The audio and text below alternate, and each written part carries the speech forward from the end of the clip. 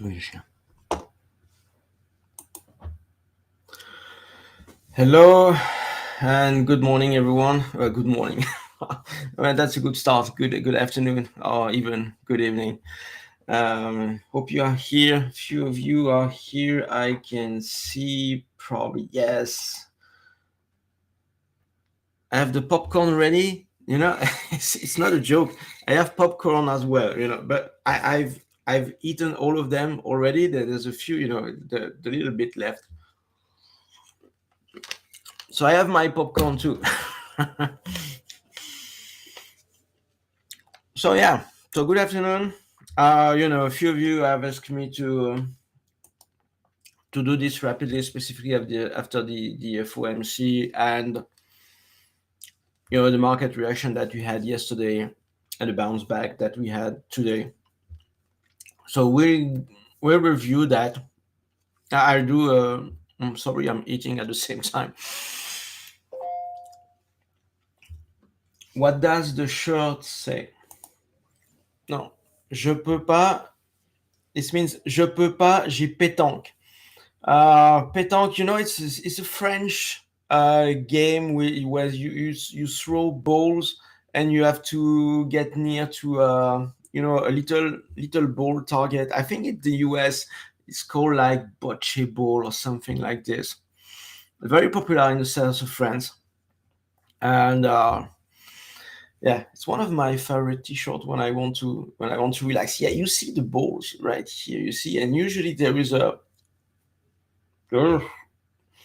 this one small ball, and the objective of the game is to get as close as the little ball as you can, and you score point in the first to reach 13 wins the game. But there are a lot of variations in this game, so that's interesting.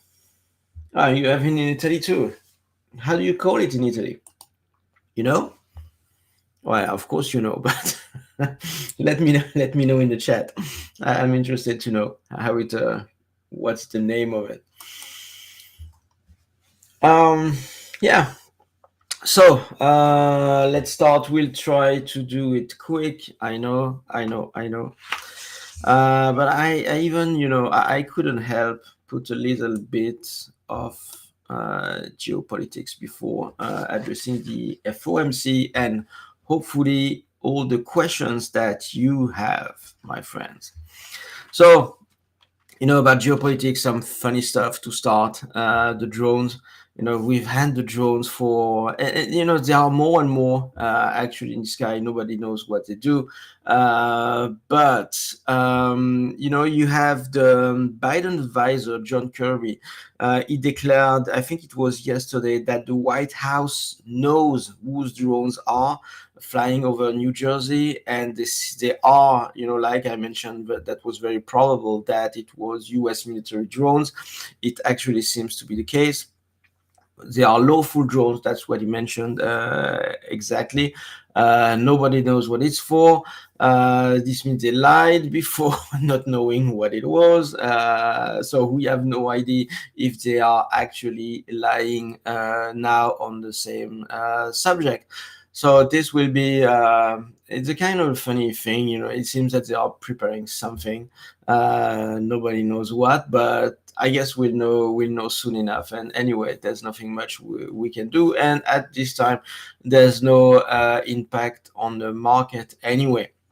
There would be, obviously, if it would be linked to something serious like a terrorist threat or anything like this, but at the moment it's pure speculation. So nothing much more to say about that, unless that except that it's quite funny to see unfold.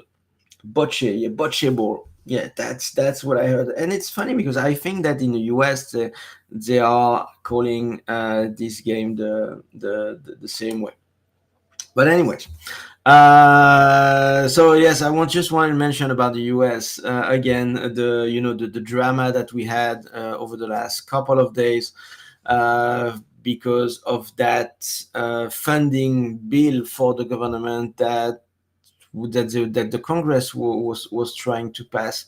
The issue is obviously, they put a lot of stuff. That I think the starting version of this bill was 48 pages.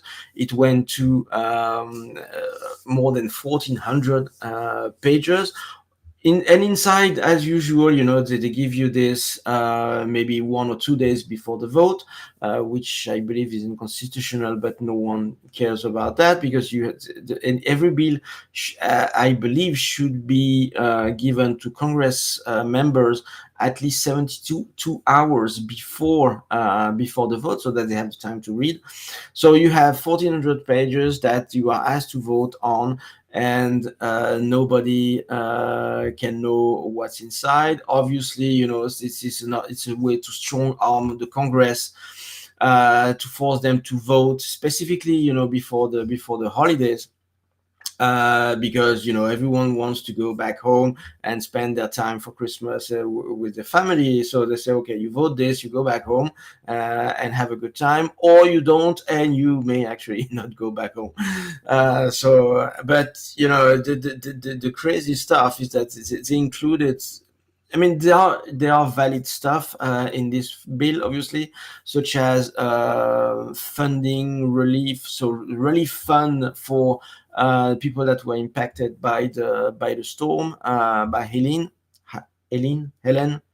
I have no idea which name, how do you say it, but the ones that were impacted by some, so very important. There was also some cancer center funding inside this bill, but at the same time you have other stuff that has nothing to do with something that is obviously mandatory, and that cannot actually wait until the next administration, unless you want pass something that would never be accepted by the next administration. Such as, the inside, I believe you have the funding for a football stadium in Washington D.C. You have some increase for 40% increase for Congress member in salary. You have a lot of stuff, and so you've seen the drama unfolded after Elon Musk started tweeting about this, that they should vote.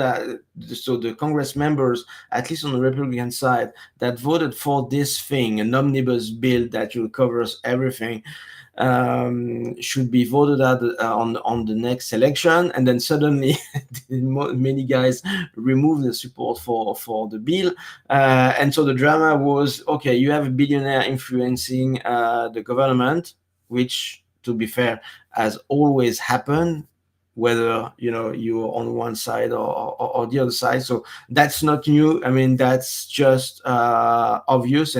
But at the same time, you support it or not, I believe that it's a good thing. You should never vote on something that includes something so different, and that don't go together. I mean, it's just a way to strong arm Congress to have some sections of the bill being passed without basically everyone knowing it. So yeah, so that was the fun part. What else? Yes, I wanted to add that thing about the drones, but not really about the drone. There's quite a lot of activity actually in the US, which might not be linked to the drones, but maybe linked to something potentially bigger. I've seen that there's quite a few movement of military, such as big one in San Diego over the last couple of days happening.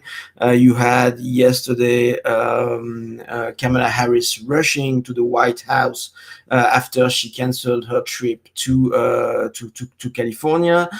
Even Joe, who's nowhere to be seen, returned to DC. So there are potential concern about what's happening in the world and how it can impact the US at this time. Maybe not. We'll see. So next, what will we speak about? Yes, obviously, I mean the Middle East again. Just a quick word. So like I said, I mean you have good and bad invasion. So that's why I'm showing you the Israeli occupation at this time. It's again, I just don't. I just want to reiterate that I'm not anti-Israel or pro-Russian. What I'm trying to put the focus on is the double standard based on um, specific interest.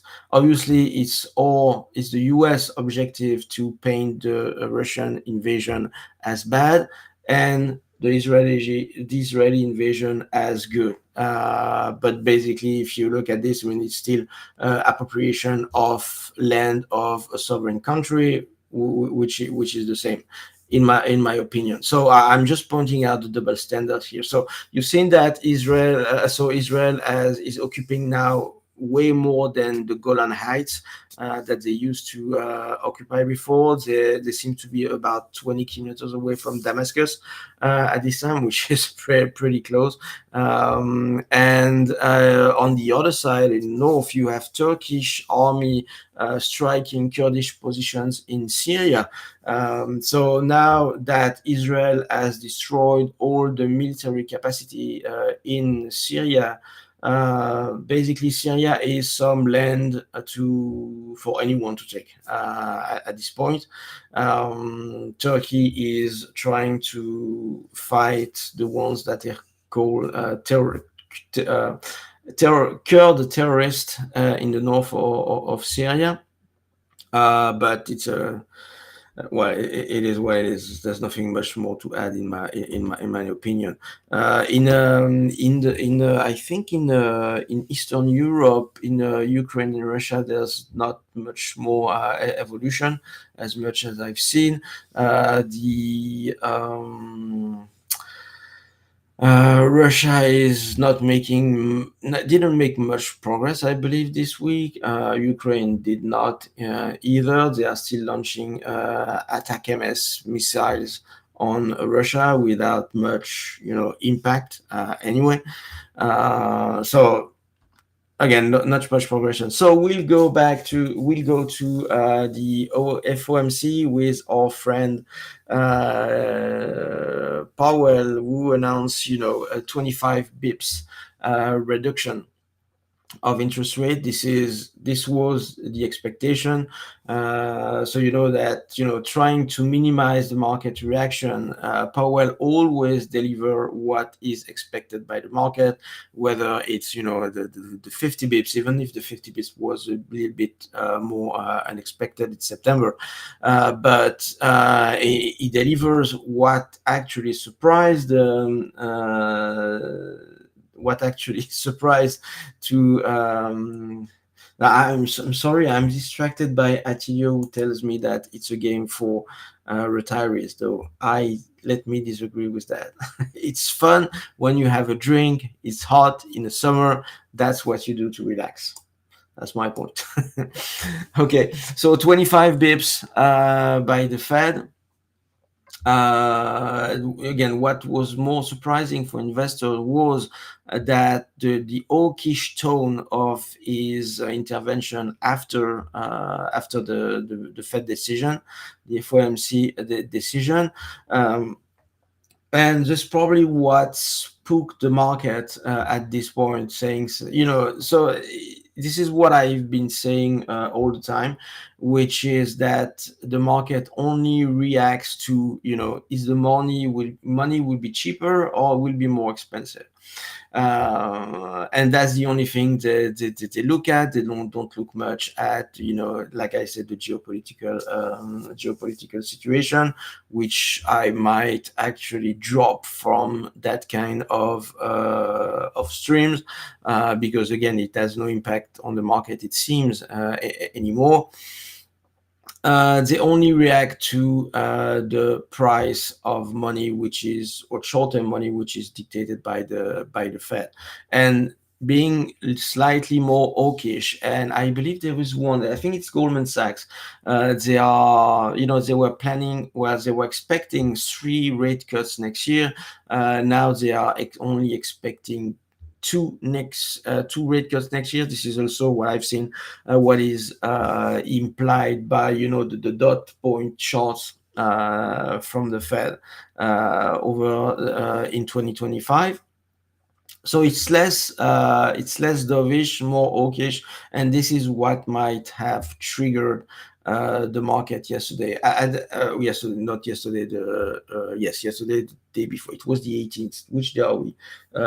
Friday. Yeah. So we had this on Wednesday and Thursday. Yes, I'm totally lost in my in my days. But anyways, what was the reason? Yes, because there were those two things. So it was okay and expected, and at the same time, you had everyone was positioned already on the long side. So this is basically a situation where you have very little buying power left in the market to take the markets higher. And obviously, when you have something that is a kind of less than expected, which was what happened, you only have selling pressure and no buying pressure at this time. Everyone was on the same side of the boat, and basically the boat rocked at this point. It's kind of as simple as that. Yes, I mean, I loved it. Yeah, I love this. Pornhub meme. I think it really describes the situation pretty well, in my opinion. Um, uh, okay, I mean, I see people that I've never seen before here. Eftikios Kavesilis. Are you Greek, my friend? I'm asking because I'm French. So when I was much younger, I spent a lot of my vacations in Greece. It's a wonderful country with a lot of history, which I like. So that's why I'm asking, because you have a Greek sounding name, if I'm not incorrect. Well, anyways, maybe he responds after. He will share that with us after that. So yeah, and what drives we know that the Fed doesn't care much about the economy. Well, not the economy, the inflation, actually, because that's probably one of the only way to get out of the current debt situation is to inflate your way out of this debt, which again will be very hurtful for the American population. But the key issue is the U.S. debt again and again and again, because that the Fed, the government deficit is refinanced short term mostly. And this is why they need to take the short-term interest rates down to limit and control the interest rates that they will pay. Obviously, this will trigger inflation, but that they don't seem to care. And that's I believe the only reason why you have that kind of market action from the Fed. They only have to control their debt at this time. Let me remove this so that you can see but why this might not be a big problem for the US, the debt. I mean, in markets, it's always a relative game anyway. And if the US is not in a very good situation, the Europe, so the Eurozone or United Kingdom, is in an even worse situation, specifically after the financial crisis in 2008. You see that the productivity has risen in Europe, but very in a very moderate way, I would say, while it increased much more rapidly in the US. And we've seen, as well, in previous weeks, that the United States, relatively speaking to other countries, is in a much better situation than the others, and this will attract capital anyway. So if we talk about Europe and the United States, again, I've shown some of the charts previously to that show that money is moving away from Europe, and it's not going to the BRICS. The Western money still feels better in the Western world. So if you want to have a better option than you are in Europe, you obviously go to the US, and that's what is fueling the flow of money to the United States. What else can I tell you about the FOMC? I'm not sure there's much to say, to be honest, about it. It was just about, like like the meme suggests, that just about Powell fucking 8 billion people at once. That's I think that sums up the situation pretty well. So today we had recovery from the sell-off. This is not. Maybe I can show you this. If I show you, probably yes. You have. So you see. The last 2 days, 2 days before, it was not good. So Wednesday was down. Thursday started well, went down, and then after that, yes. So today we are recovering. So it might not be a big deal, to be honest with you. I don't know. But I mean, we've had this kind of situation before, when the market drops before recovering very rapidly. Market drops and recovering rapidly. We have multiple instances of that situation, just on the charts, for instance. And despite the trend to be up, that makes it very difficult for trend followers to capture the full trend, because anytime you enter a trend, then you have to cut back when the market is reverting. So you constantly slightly whipsawed by this market. So you will capture it if you're very long term. If you're shorter term, it starts getting more difficult. And these are markets that are difficult to trade, even if you take a step back and look at it from, let's say, on a much wider range, let's say from 2000 to 2000 and to now 2024, you would have only markets going up. So you'd say, okay, that's easy to capture. Well, actually, it's not that easy if you are running a strategy. But if you are long only, it's different. It's being long only is not a strategy. So you see that. So we had a significant volatility spike on Wednesday. Even yesterday, when the market was slightly down again, volatility was crushed. Volatility was crushed again today. So does it mean that we'll have a quiet end of year on the upside? I don't know. What I would like you to remember is the way a market turns around. Usually, the market turns around. It doesn't turn around in single. Just in one way. The first, you have to have volatility at the top without breaking new highs, but volatility slightly, historical volatility slightly increasing progressively. That's how markets are making tops. So at this time, if you want to figure out what the market will be doing, if there is a chance that the market is stopping and might be reverting on the downside, you first have to take a look at the volatility, and the historical volatility, does it increase? That's the kind of thing that you have to monitor. So next, what do I have? Yeah, that one is interesting because you know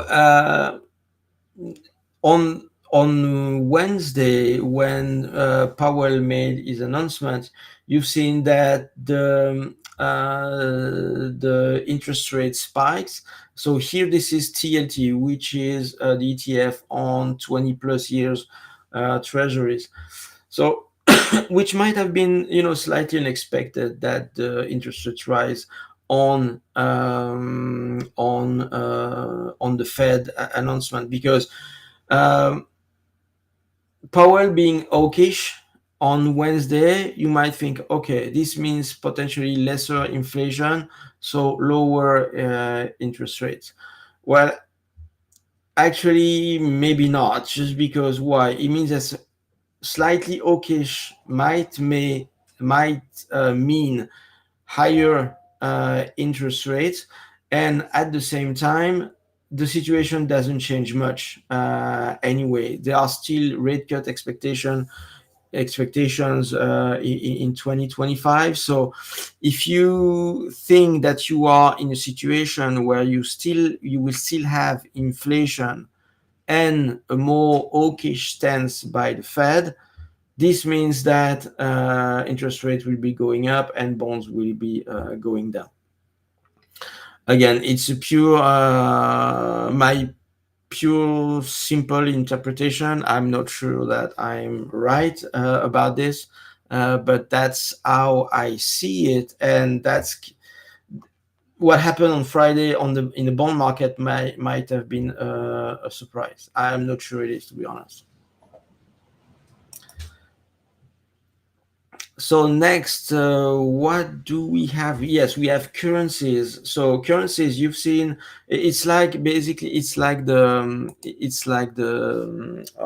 interest rates. You've seen that since the Fed starting cutting rates, actually the long-term rate starting going to the roof, which you do, and other consequence is similarly on the opposite side, having the US dollar strengthening, which is exactly what happened on Wednesday and Thursday yesterday.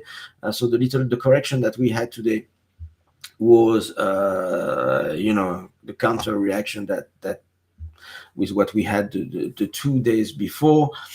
So yeah, I mean, it's that is not surprising, but it's interesting. Remember when we went at the top, we had some issues about some concerns about the carry trade and the potential unwinding. Now, the other thing that really played a role in the market, specifically for the US dollar against the yen, is that the Bank of Japan declared that they would not raise interest rates in the foreseeable future, which means that it gives more strength to US dollar and more weakness to the bank to the yen. We have a similar thing, in euros. You've seen that the euro against the dollar has broken a pretty long-term support, and is now getting close. Well, is heading towards parity. That's what I would say. We are around 1.04, I believe, in euros versus dollar. So that's I think that's interesting. You know that in Europe the situation is quite difficult, specifically in France, which is major country for the European Union, and so France has been downgraded in terms of credit rating by Moody's, which actually was the last one that didn't that had not degraded the France rating yet. So now it's done.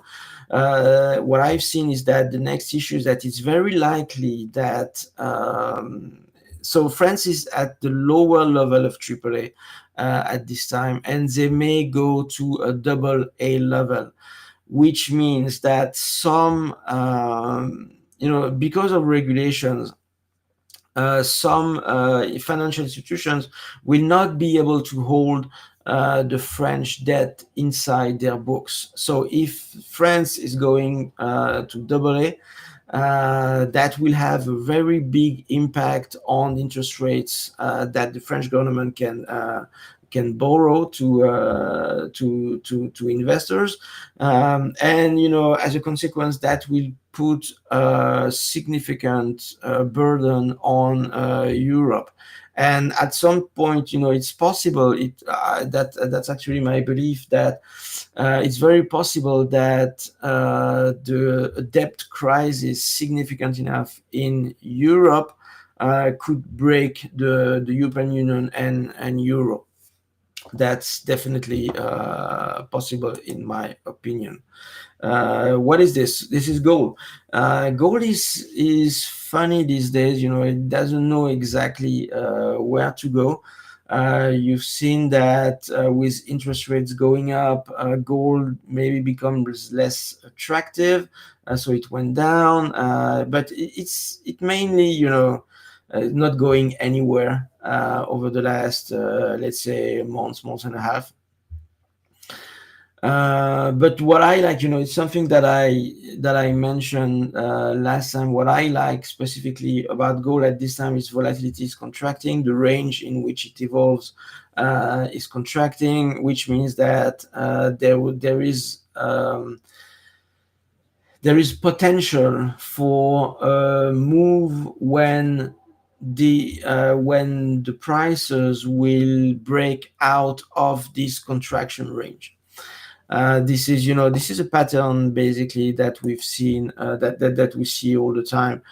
We had some contraction range on Bitcoin, and then it exploded. And by the way, Bitcoin, it's corrected very significantly since, well, very significantly, not to Bitcoin standard, but to equity standards. And I believe, it does well at this point. I didn't check the Bitcoin price before entering this meeting, but I think that we touched 92,500 during the day at the bottom, and we were at 96,000 by noon at the time I took that snapshot. So let me check what it is now. We are at 97. So I mean, basically, it's a kind of a non-event at this time. So we'll see where we go from there, but the situation is not changed, in my opinion. So guys, so thank you for being here. It doesn't seem you have more questions than that.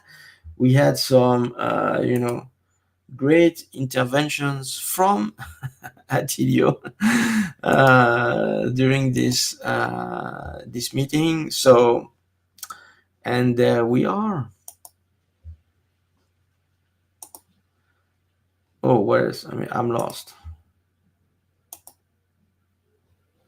Okay, here. Let's do this. Okay. So if you don't have any question, we'll stop there. Yes, the Pornhub.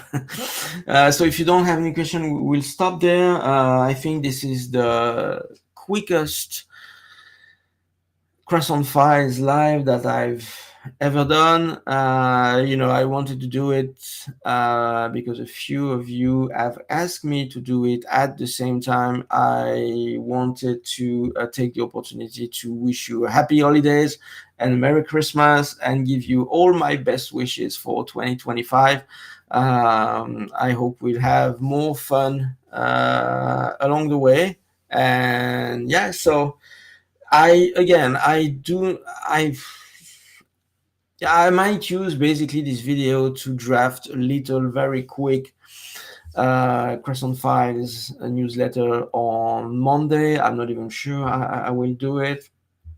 If nothing happens, I won't do a Croissant Files live next week, nor a Croissant Files newsletter. If something big happens, I think that the only thing that can really happen these days is a geopolitical event. At the same time, we can have some pretty large moves on the market, considering the low liquidity, because everyone is in vacation. So when you have such a low liquidity in the markets, it's very easy to take the markets to unexpected places, if you like. So be careful about that. And basically, that's it. Thank you, Attilio. Merry Christmas as well. Merry Christmas to you all. Again, thank you for being here and following almost every single time for many of you. And I can only wish you a happy holiday, Merry Christmas, and all the best for